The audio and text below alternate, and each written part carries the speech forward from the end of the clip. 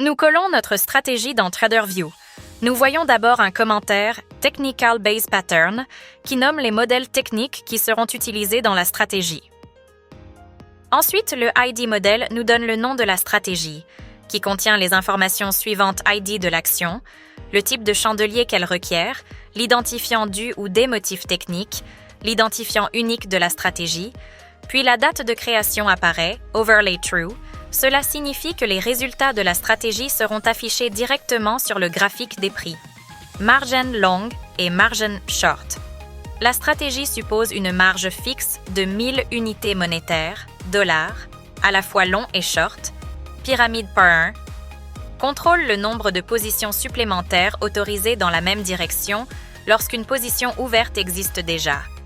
Une valeur de 1 signifie qu'une seule position supplémentaire est autorisée, ce qui limite les transactions multiples. La fonction Decision Tree est celle qui forme l'arbre de décision optimisé. À partir de l'entraînement de l'arbre de décision de l'IA, la concaténation de if avec des valeurs provenant du calcul des modèles techniques, la variable importante dans la fonction est le RET. Si elle retourne 1, très probablement acheter, 1, très probablement vendre, et les nombres proches de 0 indiquent pas de transaction. La valeur de RET est calculée sur la base des données passées. Les scénarios Black Swan ne sont pas couverts. Les commentaires des fonctions d'achat et de vente sont disponibles en anglais. Une fois la fonction terminée, la partie suivante du code est simplement une validation de l'utilisation correcte des chandeliers temporaires. Après la balise code, les modèles techniques sont calculés. Cette partie du code est extraite des indicateurs techniques les plus populaires de la vue du trader. Cette partie est également responsable de l'affichage graphique des configurations.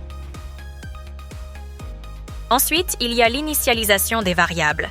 Nous pouvons voir le stop, la limite 1 et la limite 2.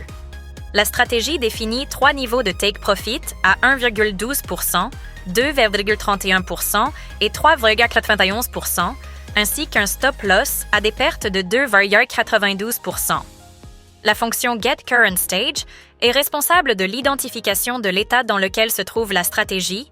La variable stage peut avoir les valeurs 0 pour un trade pas encore ouvert, 1 position ouverte, 2 a atteint le TP2, 3 a atteint le TP3.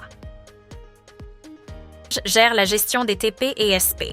Le retour de la fonction Decision Tree, qui contient les valeurs AI, montre comment elle gère l'ouverture et la fermeture des transactions.